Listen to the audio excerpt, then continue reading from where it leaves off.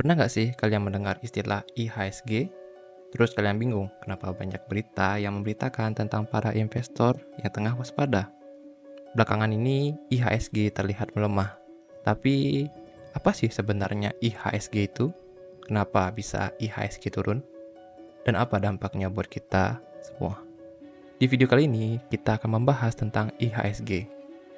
Jadi tonton video ini sampai habis ya, karena kita akan membahas turunnya IHSG, solusi dan juga tips bagaimana menyikapi turunnya IHSG ini.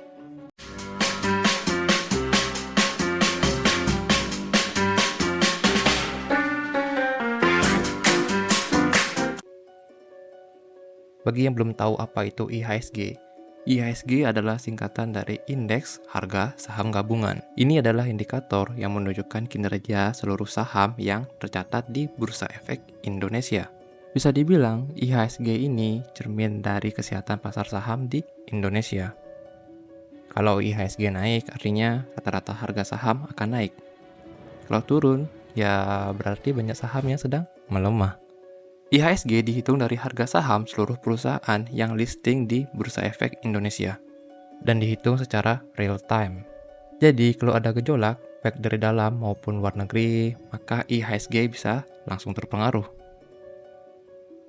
Setelah kita tahu apa itu IHSG, mari kita bahas kenapa IHSG belakangan ini turun. Sebenarnya ada beberapa faktor yang mempengaruhi IHSG turun. Di antaranya ada faktor sentimen global. Sentimen global ini disebabkan oleh beberapa hal, di antaranya kenaikan suku bunga The Fed, ketegangan geopolitik, atau resesi global. Faktor yang kedua adalah kondisi ekonomi domestik yang sedang tidak stabil. Kondisi ekonomi domestik yang sedang tidak baik dikarenakan adanya inflasi, rupiah yang tengah melemah, hingga menurunnya daya beli masyarakat saat ini. Selanjutnya ada aksi ambil untung oleh investor atau profit taking. Banyak investor besar yang menjual saham mereka setelah harga saham mereka naik tinggi, sehingga menyebabkan ekonomi yang tidak stabil. Yang terakhir ada kinerja emiten yang mengecewakan. Laporan keuangan yang tidak sesuai ekspektasi bisa bikin saham anjlok dan membuat IHSG ikut turun. Menurut kalian, mana faktor yang paling berpengaruh terhadap turunnya IHSG saat ini? Tulis pendapat kalian di kolom komentar ya. Penurunan IHSG tidak hanya dirasakan oleh investor besar saja. Dampak yang diakibatkan bisa luas cakupannya.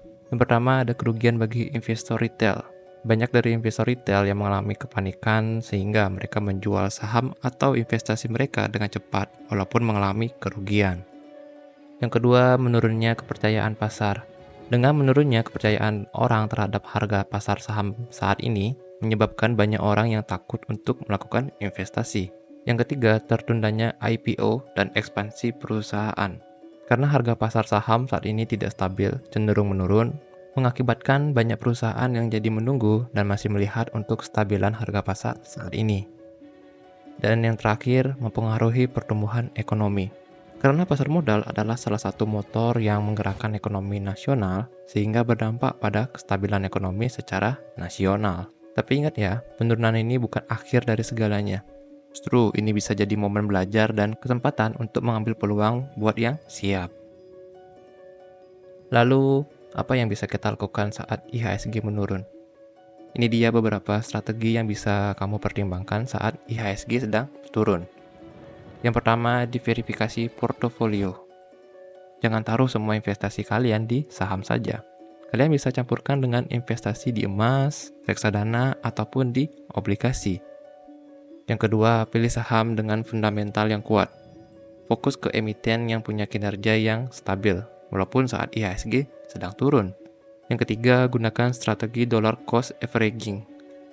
Lakukan investasi secara bertahap setiap bulannya, bukan dengan melakukan investasi secara besar sekaligus untuk mengurangi kerugian yang besar. Yang keempat, pantau berita dan data ekonomi. Selalu update informasi tentang harga saham dan ekonomi nasional, supaya kalian bisa ambil keputusan dengan lebih bijak. Dan yang terakhir, jangan panik. Turunnya IHSG adalah siklus alami dalam dunia pasar modal. Jadi jangan panik ketika melihat atau mendengar berita tentang IHSG atau pasar modal tengah turun. Menurut kalian, strategi mana yang sudah pernah kalian coba? Atau adakah strategi andalan kalian lainnya? Tulis pendapat kalian di kolom komentar ya. Saat IHSG memang sedang dalam fase menurun, tapi itu bukan alasan buat kita untuk takut dan berhenti belajar. Justru dari kondisi seperti ini, kita bisa jadi investor yang lebih bijak. Semoga penjelasan tadi bisa membantu kalian dalam memahami situasi pasar modal saat ini. Jangan lupa untuk like, subscribe, dan share ya. Dan yang paling penting, tetap berinvestasi sesuai dengan tujuan kalian, bukan dengan emosi ya. Sampai jumpa di video selanjutnya.